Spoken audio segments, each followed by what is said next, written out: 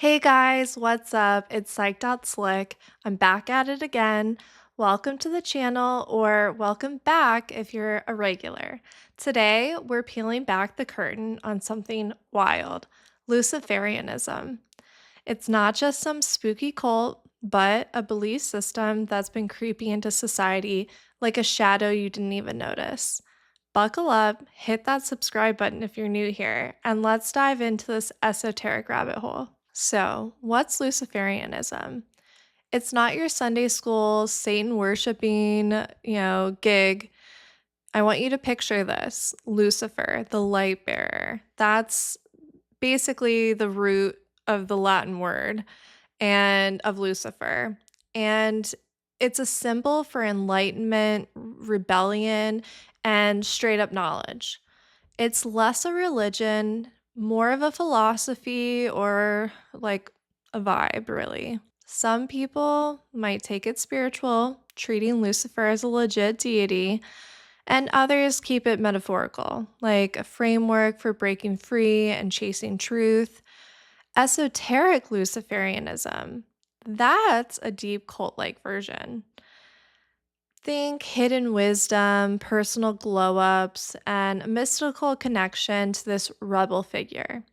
It's not about red horns and pitchforks, it's about unlocking what's buried inside of you.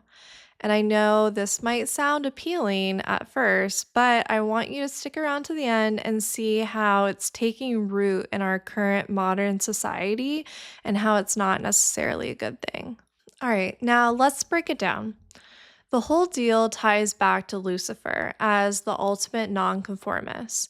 Think of him as the guy who said, nah, to blind obedience and divine control. That's the core: self empowerment, forging your own moral compass, and digging for personal truth. Esoteric Luciferians see his fall as not a flop, but as a power move, bringing light to the darkness of the corners of the earth. Uh, they're big on spiritual knowledge, and they like to flip the script on old stories, like Gnostics, who said that the serpent in Eden was the real MVP, waking up Adam and Eve, not damning them. It's basically a rejection of dogma, a middle finger to anyone telling you what to think. This isn't new either.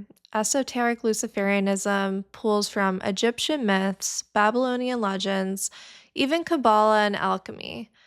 Fast forward to the 19th century from there, and there's a French occultist, and he rebranded Lucifer as the torchbearer of wisdom, not evil.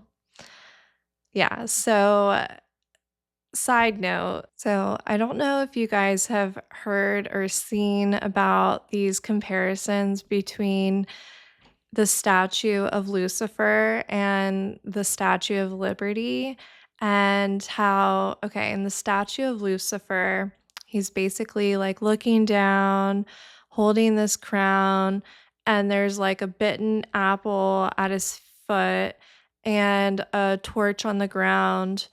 And the crown that he's holding has like seven points on it, and he has a chain link on his ankle. Now, people have been comparing that to the Statue of Liberty.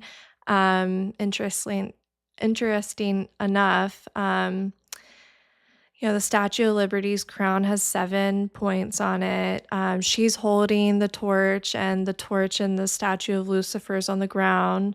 And in the Statue of Lucifer, his chain's unbroken, and in the Statue of Liberty, the chain is broken. And when you think about them characterizing Lucifer as this light bearer, and it's like put in the Big Apple, right, of New York, and you just got to think like, what? Why is there so many weird similarities? And then there's the painting of Lucifer summoning his army or legions, and that. painting of Lucifer's face looks exactly like the face of the Statue of Liberty. And I kind of find it ironic that the Statue of Liberty looks really androgynous and you can't really tell that it's a woman, in my opinion. But that's just a little side note right there, you know. And also, the cornerstone of the Statue of Liberty has the Masonic um, Freemason logo or symbol on it. So just a lot of weird coincidences, you know, it's said that the Freemasons are, you know, they are about like this hidden knowledge and, you know, a lot to do with Egyptian culture and, this duality, like think about the checkered board, that's like one of their symbols of the black and white. So, you know, just a little interesting side note. And I find it interesting that this is a French occultist that was rebranding Lucifer as the torchbearer of wisdom. And it was the French that gifted us the Statue of Liberty. So, just a little side note there. But his work, mixed with mysticism and rebellion, did lay the tracks for a later movement. And in practice, it's rituals, meditation, and magic. And that's spelled with a K. You know, that's just so that way they can ditch the Houdini vibes. But what they more believe in is like this, we're talking black flame energy, and that's the what they consider the divine spark inside of you. It's not about summoning demons, supposedly. It's about tapping into the Luciferian current. And that's just fancy talk for powering up through forbidden knowledge. So some occultists even link Lucifer to Saturn, excuse me, calling him a higher octave and a cosmic disruptor who sparks creation. So the goal with Luciferianism is illumination, liberation, and maybe even apotheosis, which is becoming godlike. What makes esoteric Luciferianism stand out? Well, it's secretive, it's niche, and it's not for the mainstream. It's for the outsiders, the ones who vibe with light emerging from chaos. You know, they ditch the Christian good versus evil binaries. Those are just chains, they say. And instead, it's about duality, light and dark, order and chaos mashed together for a fuller truth. You know, rituals get wild. I want you to think about maybe candles or chants, maybe a pentagram or two. But it's less devil worshiping and more transformation. So, Thelema is a different religion, and that's more like Satanist. Not no, that even the Church of Satan's different than Thelema, but theirs is more about like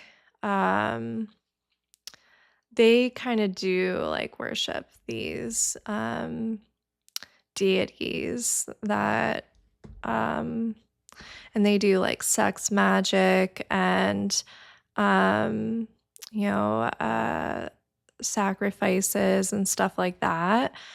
So if you want a video on Thelema or Aleister Crowley who created Thelema or the Church of Satan, just to understand the difference with Luciferianism, you know, drop a comment below. I'd be happy to do a video on that too. But Luciferianism is definitely different in that they don't see Lucifer as like an evil entity. They see him as a positive entity, like bringing enlightenment and knowledge. And there's like a big contrast there with Thelema, but they do have a lot of similarities too. You know, do what thou will is like one of their biggest I think is their only commandment. So it's basically just doing what you want, what makes you happy. So a lot of similarities here. It's more about like self-transformation. So you're not bowing to anyone, you're basically igniting that inner fire. And the intentions are basically to gain insight, break free from mental cages, or leveling up your own soul. Um, this reminds me of, again, the Freemasons. If you want a video on that topic, leave me a comment below.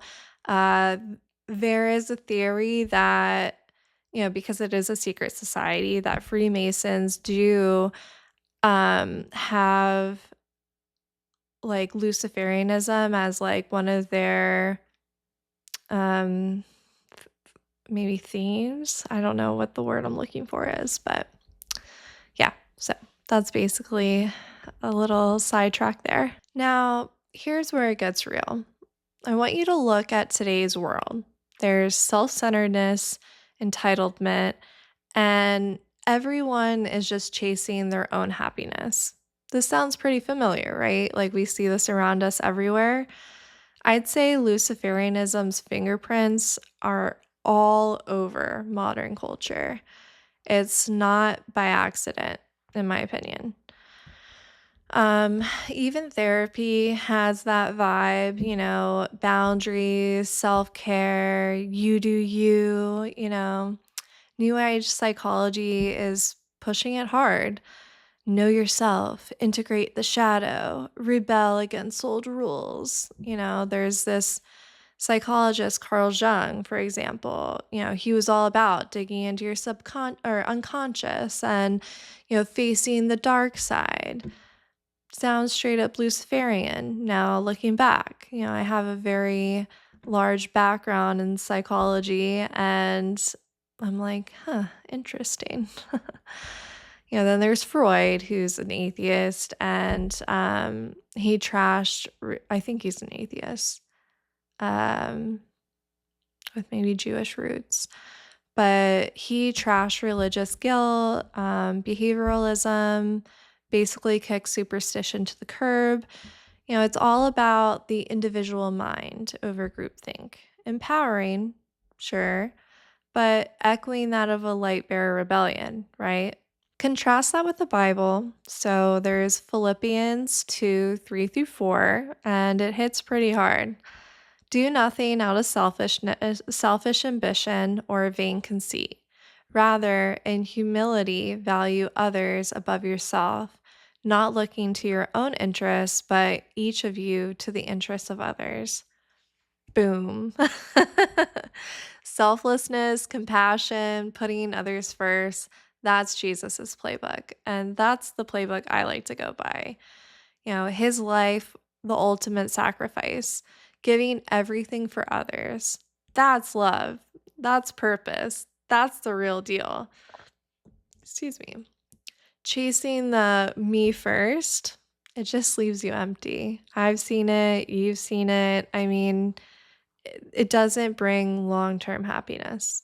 All right, now let's zoom out.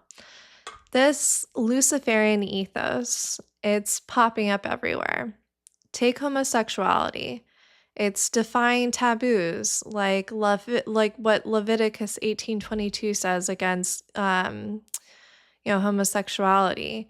Instead, this is saying I love who I want to love, you know? And that's personal truth over dogma.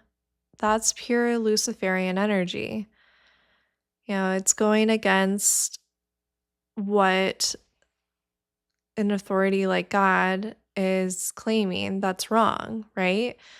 And then there's transgenderism. It's the same. It's rejecting divine order of biology, defining yourself on your terms. Yeah, you know, think rebellion, think self-creation, think black flame, that black flame glow. Yeah, I'd say that it has a lot of those themes. And then as women, I want you to think about feminism. It's in there too. Smashing the patriarchy, seizing agency, vibing with Lilith, Adam's first wife who ditched Eden rather than submit. Now, this is not Christian, this is Jewish lore. Supposedly she's a rebel turned demon. and that's Luciferian to its core. Not all Luciferians believe in Lilith or is like a, part of their practice, but some esoteric Luciferians do. And then I want you to also consider how during Obama's era, gay marriage got the green light. And then under Biden, transgender norms went mainstream. Coincidence? You tell me. So then there's high fashion. That's riding the wave too. Balenciaga's 2022 mess. Kids with bondage teddy bears. That's scream taboo, breaking rebellion, right? People lost their minds calling it satanic. But that edgy vibe, that's Luciferian echoes right there. Then there's Rick Owens and the Givenchy 2020 shows. They had pentagrams and horns and dark glamour. Empowerment through shock. That's the goal. And then there is YSL, Saint Laurent. Their 2023 looks were about sheer, sensational, fallen angel chic, defiance, dressed up pretty. It's all about autonomy, enlightenment, and flipping up tradition. Then there's Hollywood, or Holly Weird, as I like to call it. Uh, Netflix has a show called Lucifer, and it's about a charming devil ditching hell for LA, finding his true self. His dark materials turn God into the bad guy, rebellion as the win, right? Then there's music. Think about Sam Smith's Unholy performance at the Grammys. He had devil horns, red latex, it was purely provocative. Then there's Little Nas who's who's lap dancing Satan. And Doja Cat has like a song about Satan. Um, Movies like The Matrix are about breaking free and waking up, textbook Luciferian. And then, even there's like movies about evil villains who get the sympathy card now. Think about the Joker, how he's not evil, he's just misunderstood, you know. Or how in kids movies all the evil people on the movies Descendants, right? Like how they're misunderstood too. It's like teaching weird things to children. So, what's the impact? I want you to think about it. Kids are growing up with this being considered normal, self over others, faith as the enemy. Pop culture's painting Christianity as outdated or oppressive. It's straight out of the Luciferian handbook again. Is it a takeover? A grand elite plot? I'm not saying it's some secret handshake in a smoky room, guys, but the patterns are loud and clear. I'll let you guys be the judge. All right, fam, that's the drop.